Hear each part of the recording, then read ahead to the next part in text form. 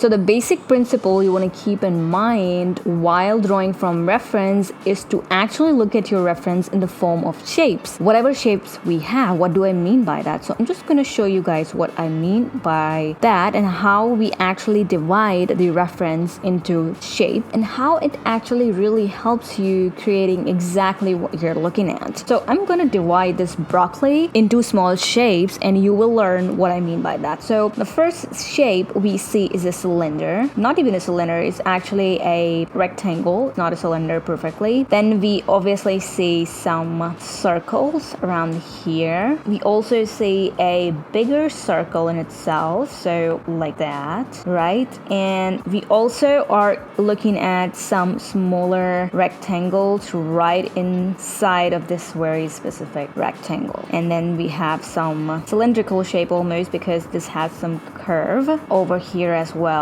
We actually divided the whole object into shapes. We can actually do this with just anything, all right? What do we see here? Obviously a cylinder. It's going to be a cylinder because it has a curve. We see a lot of triangles like that. Obviously with a different perspective, we see a lot of triangles. Just by looking at this object in the form of shape, also their perspective, as you guys can see, the triangle here in a different perspective is going to help us later on when it comes to drawing. And obviously this is not a triangular shape. I would actually take it in a circle like that. This is also a triangle. This is a triangle. This is a triangle. And this is a triangle. Obviously I'm gonna have the same exact things on my reference panel. Now all I need to do is just first of all reduce the opacity of this thing as it is going to give me guidance as to where to draw. I'm just gonna pick up my line art color and it would just become really easy for me to draw this whole thing. I would just take it. I'm just gonna keep it really rough. So wherever there is curve to the thing, I am adding that curve. But because we have already divided that whole object into triangles, it's becoming really easy for me to actually draw this. And also because we've already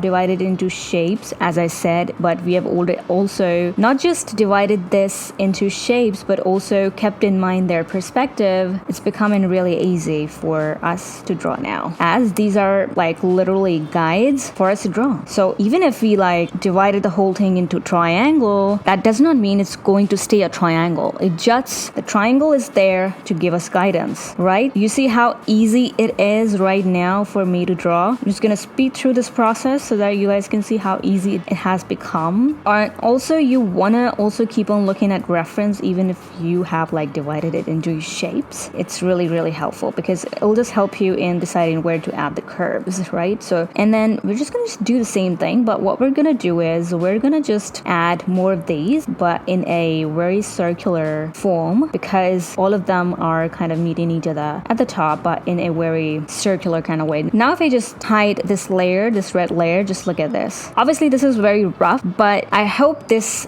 made clear how you want to look at a reference in the form of shapes. Now we actually had this as our guide, but the practice here to do is when the goal here is to actually do it without the guides and actually look at your reference in that way where you can actually see those triangles. You don't have to actually add a layer of triangles like that, if that makes any sense. You have to do it in your mind. But for you to do it in your mind, you need to practice it. So if you're a complete beginner, I would highly recommend picking up shapes, objects, and whatever you want. Sit down and just divide all those objects into simple shapes. Practice that and then use that as guide. Okay, if you're a beginner, I would suggest first divide those into shapes and then use those as guides as I did in this video just to practice it. Okay, now I'm going to show you how I do it without using the guides and just looking at the reference in my mind in the form of shapes. I'm just going to show you that. So I'm using this brush called Line Art from my brush set called Skin Essentials. It's free, by the way. I'll be linking it down below. So now I'm just starting to draw the broccoli,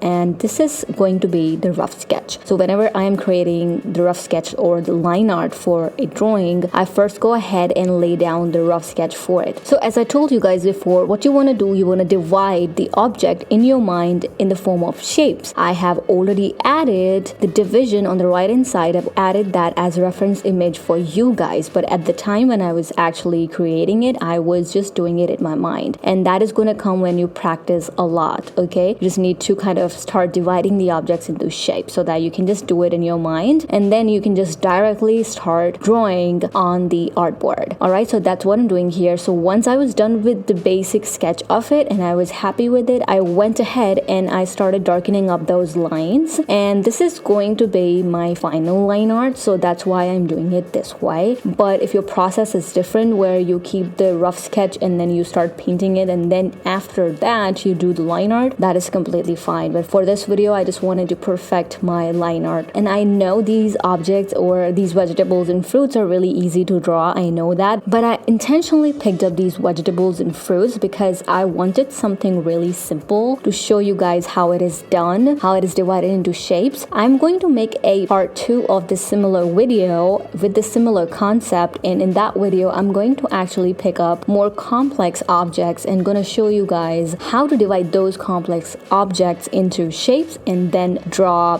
from your reference. So but for this video is absolutely for beginners and just to give you an idea as to how it is done. Now here my line art is complete and it's already looking good. I love using this brush. So now my line art is complete, and that's how you actually draw from reference. I did not have to again use those divided shapes as my guide because I've been practicing this for a while now, but trust me, the more you practice, the better you're gonna get at it and you're gonna be able to do it just the way I did it here in the video. But yeah, I hope this video was helpful. If it was, let me know down in the comment section below. Do let me know if you want me to create another video where I show you guys the complex objects and how to create those from reference. Other than that, I will see you guys in my next video.